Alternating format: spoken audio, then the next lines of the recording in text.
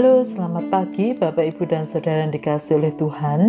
Kita berjumpa lagi dalam Salam Pagi.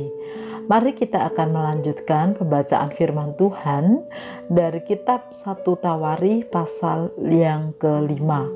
Demikian, anak-anak Ruben, anak sulung Israel, dialah anak sulung, tetapi karena ia telah melanggar kesucian peniduran ayahnya, maka hak kesulungannya diberikan kepada keturunan dari Yusuf, anak Israel juga, sekalipun tidak tercatat dalam silsilah sebagai anak sulung. Maka Yehudalah yang melebihi saudara-saudaranya, bahkan salah seorang dari antaranya menjadi raja, tetapi hak sulung itu ada pada Yusuf. Anak-anak Ruben, anak sulung Israel ialah Henok, Palu, Hesron, dan Karmi. Keturunan Yoel ialah Semaya, anaknya. Anak orang ini ialah Gog, anak orang ini ialah Simei, anak orang ini ialah Mika, anak orang ini ialah Reaya, anak orang ini ialah Baal, anak orang ini ialah Beera yang diangkut ke dalam pembuangan oleh Tilgat-Pilneser, Raja Asyur. Dialah pemimpin orang Ruben. Saudara-saudaranya menurut kaum-kaumnya seperti tercatat dalam silsilah menurut keturunan mereka, ialah Yeiel, kepala, lalu Sakaria, dan Bela bin Asas bin Sema bin Yoel.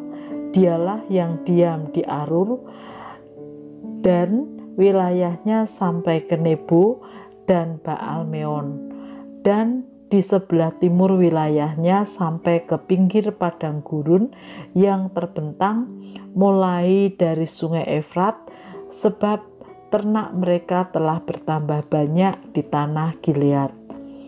Di zaman Saul, mereka melakukan perang melawan orang Hagri. Setelah orang-orang ini jatuh ke dalam tangan mereka, maka mereka diam di kemah-kemah orang-orang itu di seluruh sisi timur Gilead. Bani Gad diam perbatasan dengan mereka di tanah Basan sampai Salka. Yoel adalah kepala, dan Safam orang kedua, juga Yaenai dan Safat diam di Basan. Saudara-saudara mereka menurut puak-puak mereka ialah Mikael, Mesulam, Seba, Yorai, Yakan, Sia, dan Eber, 7 orang. Itulah anak-anak Abihail bin Huri bin Yaroah bin Gilead bin Mikael bin Yesisai bin Yoda bin Bus. Ahi bin Abdiel bin Guni ialah salah seorang kepala puak mereka. Mereka diam di Gilead, di Basan, dan di segala anak kotanya, dan di segala tanah penggembalaan Saron sampai ke ujung-ujungnya. Mereka sekalian dicatat dalam silsilah pada zaman Yotam, Raja Yehuda, dan pada zaman Yerobeam, Raja Israel. Dari Bani Ruben, orang Gad, dan setengah suku Manase ada 44.760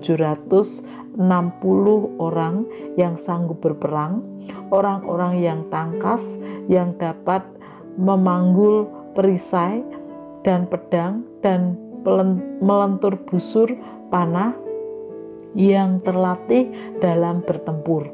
Mereka itu melakukan perang melawan orang Hagri, Yetur, Nafis, dan Nodab.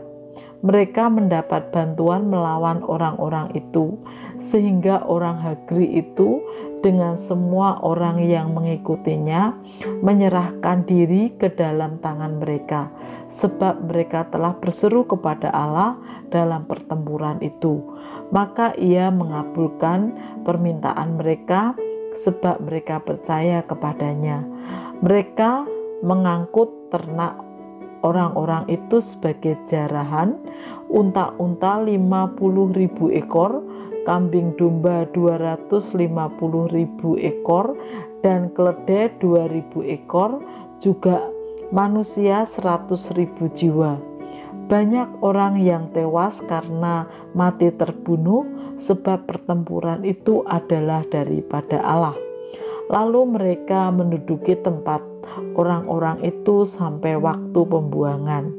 Setelah suku Manase diam di negeri itu, mulai dari Basan sampai Baal Hermon, Senir, dan Gunung Hermon, mereka sudah banyak jumlahnya.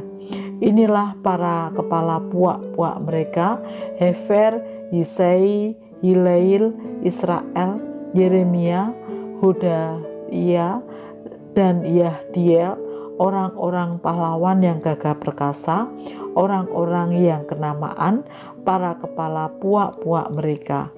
Tetapi ketika mereka berubah setia terhadap Allah nenek moyang mereka dan berzinah dengan mengikuti segala allah bangsa-bangsa negeri yang telah dimusnahkan Allah dari depan mereka, maka Allah Israel menggerakkan hati Pul, yakni Tilgat-Pilneser, raja Asyur. Lalu raja itu mengangkut mereka ke dalam pembuangan, yaitu orang Ruben, orang Gad, dan setengah suku Manase. Ia membawa mereka ke Halah, Habor, Hara, dan sungai negeri Guram. Demikianlah mereka ada di sana sampai hari ini. Bapak, Ibu, dan Saudara yang dikasihi oleh Tuhan, beberapa hari ini kita belajar bagaimana anak-anak Israel atau Yakub yang menjadi 12 suku itu hidup dan tercatat dengan segala keturunannya. Dari pasal 5 yang kita baca hari ini, kita dapat belajar paling tidak 2 hal. Yang pertama, setiap anak berbeda, ya, baik itu secara fisik, sifat, maupun perilakunya, meskipun mereka dilahirkan dalam satu keluarga atau saudara kandung. Mereka juga masing-masing memiliki jalan hidup yang berbeda-beda. Tidak bisa disamakan satu dengan yang lain. Dari hal inilah pentingnya kita belajar bagaimana menghargai saudara-saudara kita dalam keluarga yang berbeda-beda, sehingga persaudaraan di tengah keluarga tetap terjaga. Hal kedua yang dapat kita pelajari adalah bagaimana sejarah keluarga Israel sebagai umat Allah. Kadang mereka berubah setia di tengah pergumulan tantangan yang mereka hadapi. Namun Tuhan Allah tetap setia kepada mereka. Bukan berarti kasih setia Allah meniadakan konsekuensi yang harus mereka tanggung dalam atau akibat perbuatan mereka. Allah tetap setia kepada mereka, namun mereka juga harus tetap menanggung konsekuensi atau akibat dari perbuatan mereka. Oleh karena itu, Bapak, Ibu, dan Saudara yang dikasihi oleh Tuhan, mari kita belajar terus berusaha menjaga keluarga yang Tuhan anugerahkan untuk tetap setia kepada Tuhan di tengah segala pergumulan yang Tuhan izinkan terjadi. Mari kita berdoa. Tuhan Yesus, terima kasih untuk keluarga, saudara-saudara yang berbeda-beda sifat, karakter, dan juga perilaku. Ajarkan kepada kami untuk menghargai satu dengan yang lain, sehingga persaudaraan kami boleh tetap terjaga dengan baik di tengah pergumulan yang ada, dan biarlah kami dimampukan untuk masing-masing memberi kontribusi yang positif bagi keluarga kami agar tetap setia kepada Tuhan di tengah segala pergumulan yang ada. Di dalam nama Tuhan Yesus kami berdoa. Amin.